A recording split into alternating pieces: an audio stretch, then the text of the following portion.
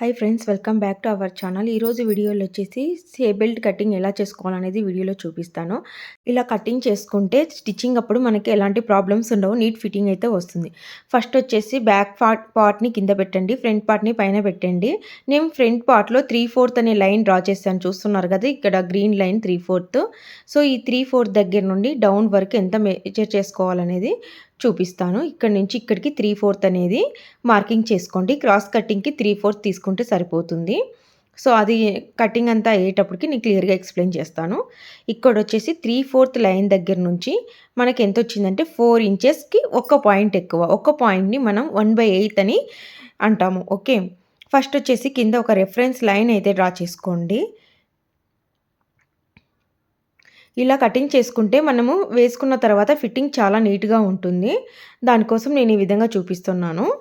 Okay, ఇప్పుడు వచ్చేసి ఇక్కడ లైన్ డ్రా చేసుకుంటాం కదా, ఇక్కడ మనకు కావాల్సిన మెజర్మెంట్ వచ్చేసి వేస్ట్ రౌండ్, ఇంకొకటి వచ్చేసి ఫ్రంట్ పార్ట్లో మనము మెయిన్ డాట్ ఉంది కదా, అక్కడ ఒక రౌండ్ వస్తుంది కదా షేపు, ఆ షేప్ అనేది మనకు కావాలి. ఇప్పుడు ఇక్కడ ఒక లైన్ అయితే డ్రా చేసుకోండి.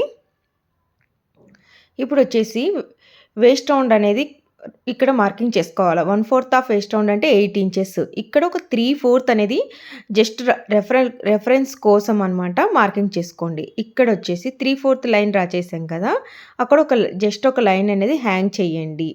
ఓకే, ఇలా చేయడం వల్ల మనకి కరెక్ట్గా కర్వ్ షేప్ అనేది వస్తుంది. ఇప్పుడు 8 ఇంచెస్ అనేది మనకి వేస్ట్ రౌండ్, అక్కడ మనం వేస్ట్ రౌండ్ అని రాసుకోండి, అప్పుడు కన్ఫ్యూజ్ అయితే అవ్వరు.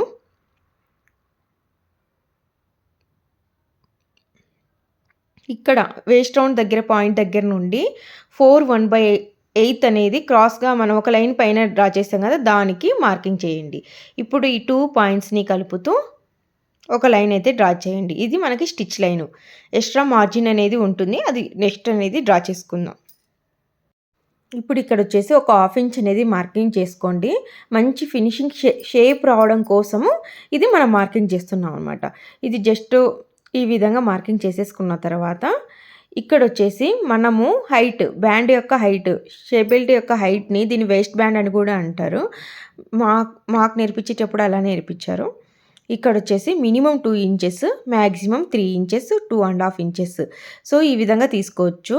సో మినిమం అయితే 2 ఇంచెస్ ఉండాలి. 2 ఇంచెస్కి ఏ సైజ్, ఎంత బిగ్ సైజ్ అయినా 2 ఇంచెస్కి అయితే తక్కువ అయితే రాకూడదు. ఓకే, ఇప్పుడు ఇక్కడ వచ్చేసి 3 ఇంచెస్ అనేది మార్కింగ్ చేస్తున్నాయి. ఇది ఏ సైజుకైనా 3 ఇంచెస్ అయితే తీసుకోండి.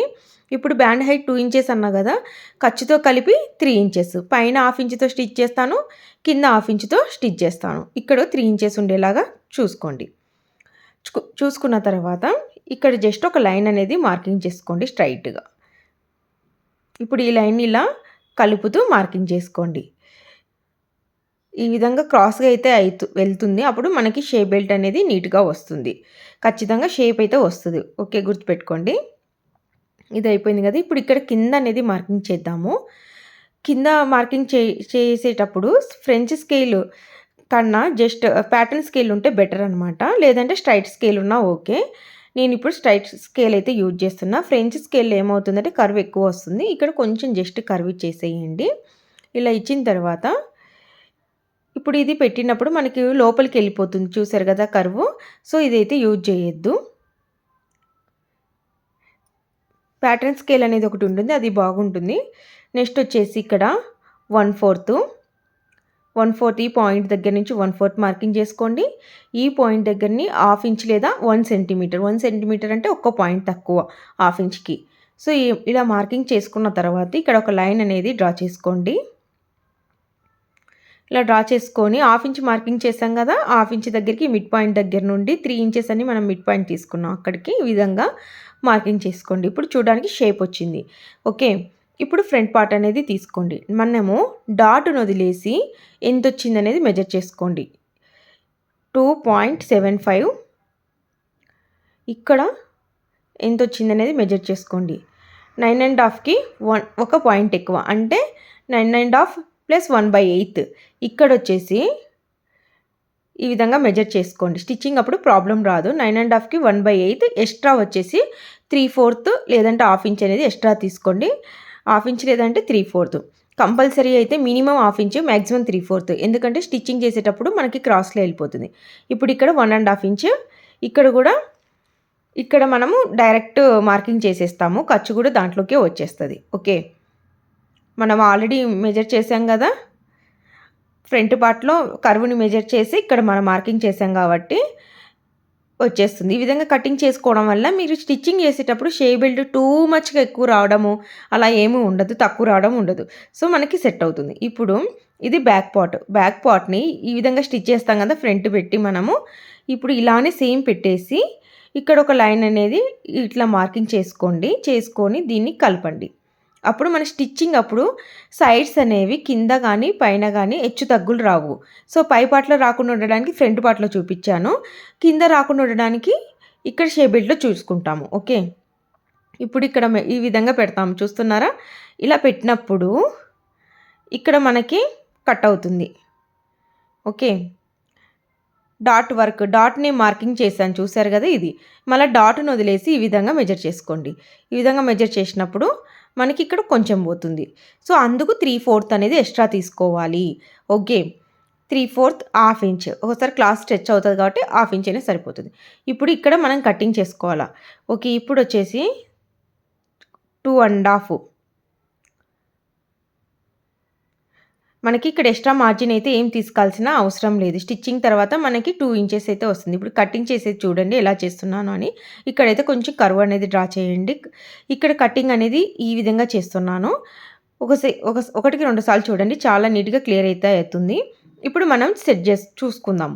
ఇక్కడ వచ్చేసి 5/1/4 వచ్చింది. 5/1/4 నుంచి మళ్ళీ మెజర్ చేయండి. ఇప్పుడు ఇక్కడ 9/1/4 అయితే వచ్చింది. ఓకే, 9/1/4 పక్కన పెట్టేసుకోండి. ఇప్పుడు సైడ్ ఇక్కడ చూసుకోండి, ఇక్కడ మనకి ఎంత వచ్చింది, 8.5 వచ్చింది.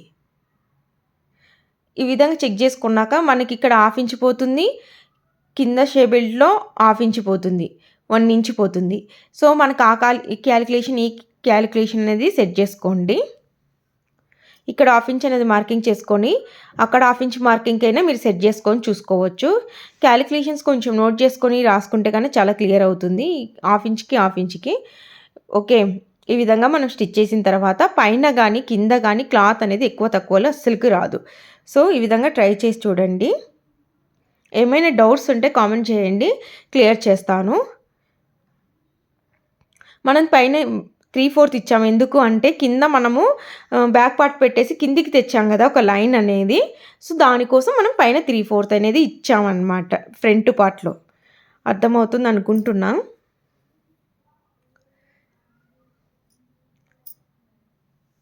ఏమైనా డౌట్స్ ఉంటే కామెంట్ చేయండి. Please like, share and subscribe our channel friends. Thanks for watching.